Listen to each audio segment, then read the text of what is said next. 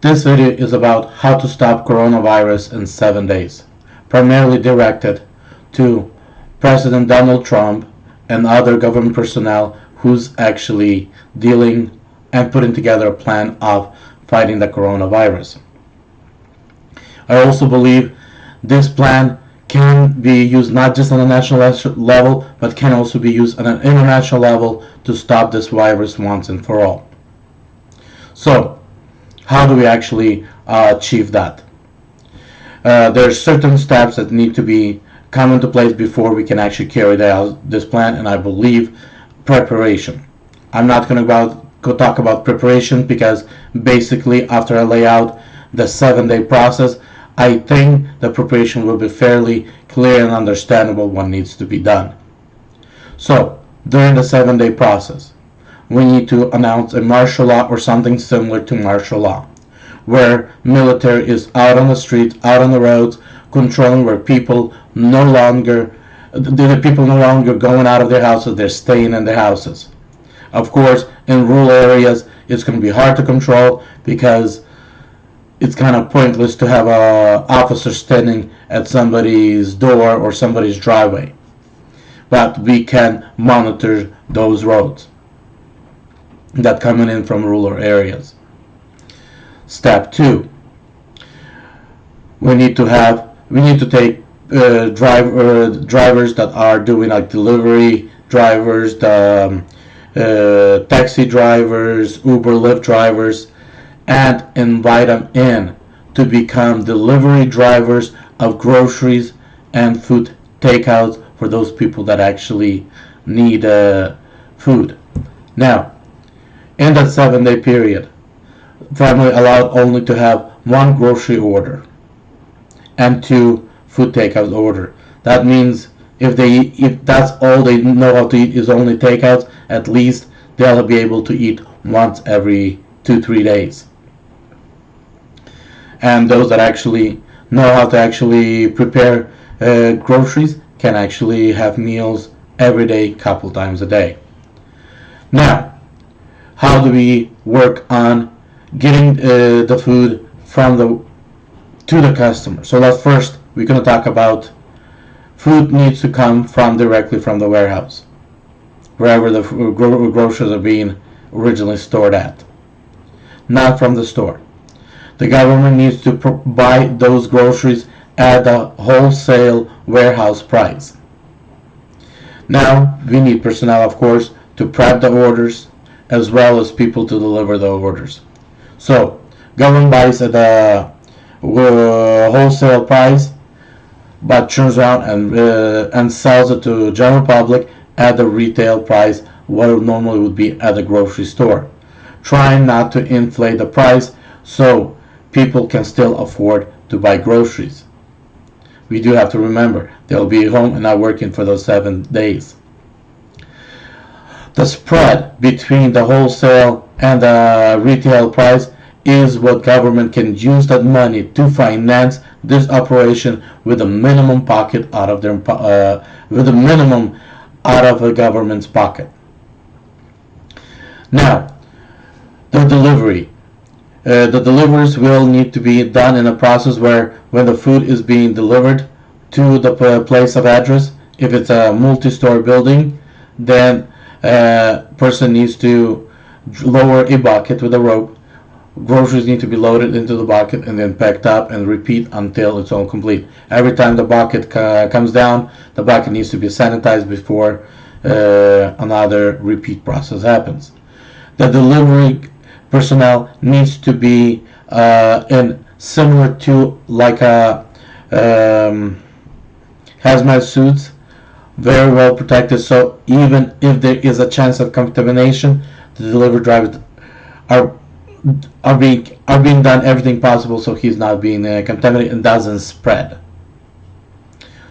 So if it's a regular resident, the delivery driver brings out the food, puts it about 6 to 8 feet away from the entry door of the home on the walkway, gets back to the vehicle, and only then the person from the house can come out and pick up his delivery.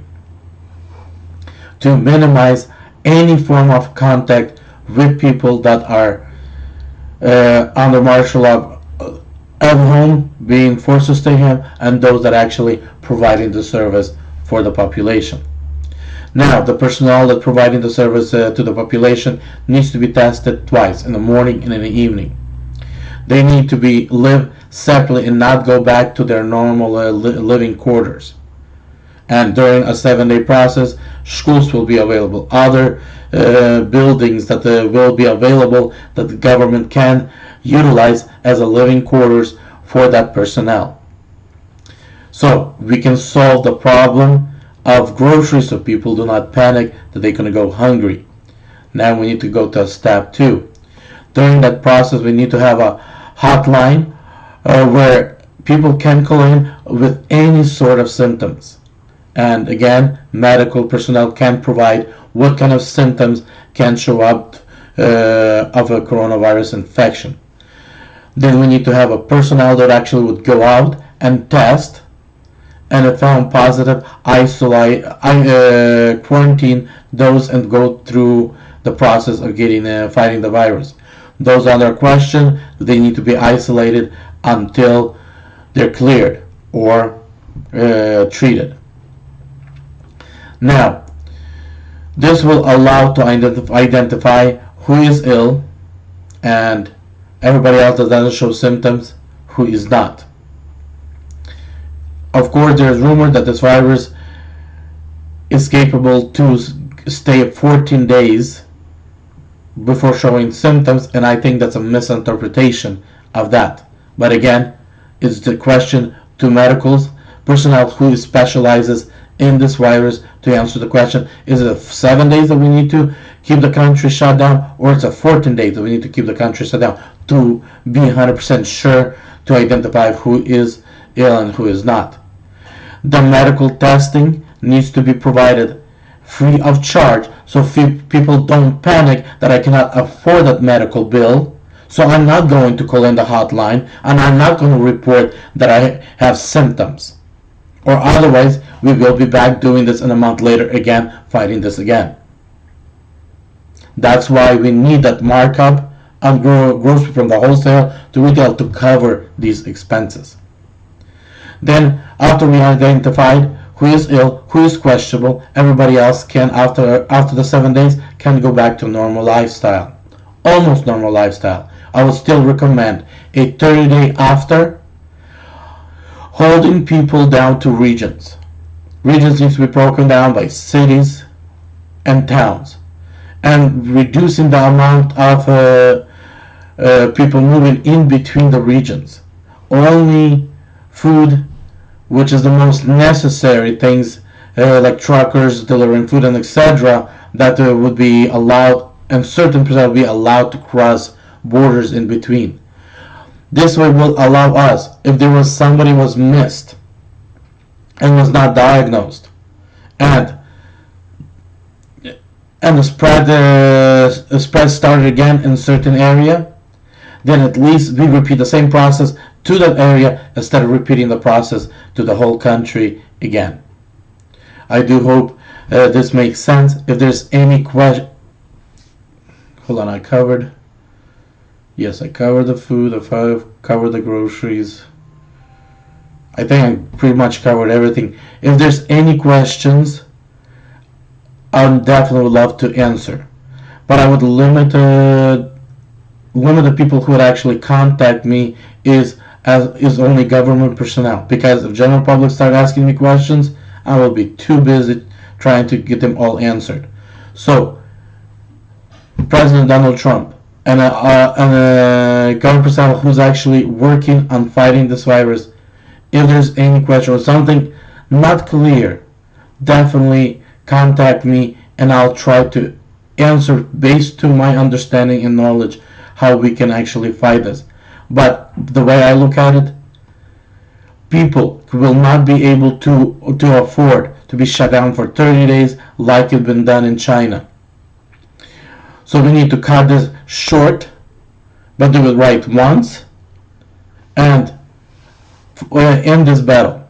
Because if we can identify who is ill for help those people recover and stop the spread. That's all what we need to get rid of this virus in 30 days.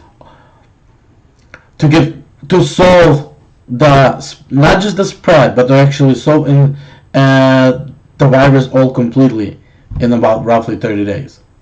But stopping the virus spread, I personally believe 7 days is all we need. And a serious, of course, I do. It is drastic. It is a serious approach, but at the same time, it is personal belief. This is the correct and appropriate approach. Regardless of the stock market, I think the stock market needs to be frozen for those 7 days, and then reopened when everything goes to normal. This way, it will not allow people to panic. It will not allow people to put in stop losses and etc. So wherever it was closed and open, in between there is no no price change. This will allow people to actually give more even belief into their government, into the right decision, and actually, my personal opinion, we might actually even have a better growth in the stock market than before, because people will believe that actually right decisions were made and there's actually a positive future. So again, thank you for the time, and I will be happy to answer any questions that I can. Thank you.